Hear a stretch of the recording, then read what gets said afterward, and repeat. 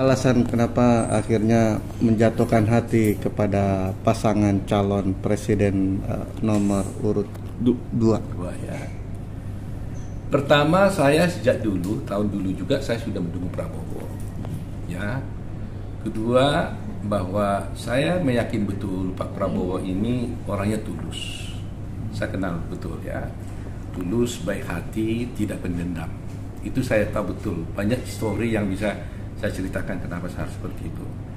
Nah, kemudian dia pasti kalau jadi presiden tidak lagi mikirin harta, tidak mikirin macam-macam karena dia sendiri orang kaya, ya anak satu sudah sukses. Yang dia pikirkannya selama perbincangan kami dengan dia selalu bagaimana membuat masyarakat ini adil dan makmur. Itu selalu berkali-kali. Kalau kita bicara sama dia 3 jam, itu udah setengah jam itu bicara soal rakyat, rakyat kecil dan sebagainya. Jadi saya berpikir, dan kedua dia juga orang yang konsisten ya. Dan saya harapkan dengan dia menjadi presiden, ya, rakyat akan makmur, hukum akan bisa ditegakkan dengan baik ya. Karena apa? Dia tentara kan, ya, dia tegas gitu kan. Jadi kita butuh hukum yang baik di negeri kita ini, gitu loh. Jadi saya yakin dan percaya bahwa Pak Prabowo itu pilihan terbaik lah untuk sekarang ini. Ya, bayangin saya berjuang terus udah 5 tahun yang lalu, sekarang juga saya dipercaya untuk menjadi wakil ketua tim pemenangan Prabowo, dan di luar itu juga saya berjuang. Teman-teman advokat juga banyak juga yang simpati sama dia. Ya dari 190 cabang kami di organisasi gitu. Ya, tapi bukan nama Pradi ya. Tapi secara personal itu semuanya itu simpati sekali sama dia. Jadi itulah alasan saya utamanya. Jadi dia orang yang tepat lah untuk jadi presiden. Sejauh ini banyak berita yang menyindir-nyindir Bapak Prabowo sebagai wakil pemenangan, gimana menanggapinya? Banyak di media sosial. Ya, seperti saya katakan tuh, kalau mereka menyindir itu dengan mereka menjadi bahagia kan nggak apa-apa kan.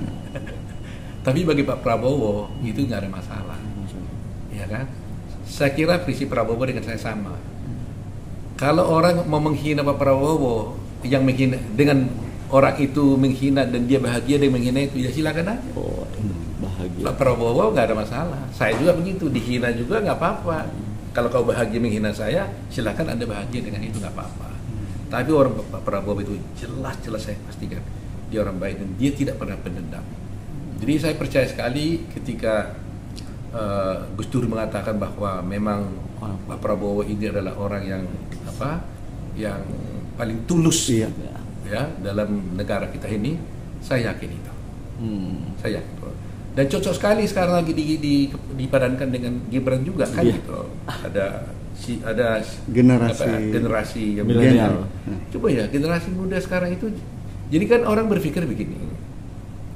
Pak Gibran itu terlalu muda katanya. Ya kan, seakan-akan dianggap sebagai anak kecil. Keliru besar. Karena begini cara berpikirnya ya. Saya waktu mahasiswa itu saya lulus lebih kurang umur 26 tahun. Ya, lebih kurang. Karena apa? Sistem kami sekolah dulu sistem tingkat 5 tahun minimal. Ya kan? Nah, sementara anak saya itu lulusnya 21 tahun udah lulus. Ya kan? Jadi coba bayangkan, saya baru bekerja umur 27 tahun, memulai kerja. Sementara anak saya umur 21 tahun, sudah 22 itu sudah mulai kerja. Jadi sebenarnya kemampuan seorang anak sekarang, kalau dia berumur 35 tahun, itu sama dengan kemampuannya umur 42 tahun sekarang ini. Sama. Makanya sekarang banyak CEO yang umur 29 tahun sudah banyak CEO, 23 tahun banyak CEO. Ya kan? Kalau zaman dulu mana ada? Ya kan? Umur 27 saya baru kerja. Secara formal sekolah saya baru kerja. Nah, jadi memandang orang sekarang itu harus begitu.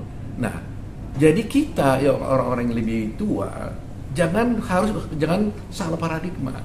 Paradigma kita dirubah. Memandang seorang anak muda sekarang, jangan lihat umurnya dia umpamanya 23. Lantas di benak kita harus bilang ini sama dengan saya dulu umur 30 tahun. Harus begitu ngelihatnya. Kalau Gibran panjang umur 35 tahun, itu sama dengan 42 tahun, bahkan lebih dengan saya dengan sekarang ini. Karena apa ini terjadi? Karena teknologi.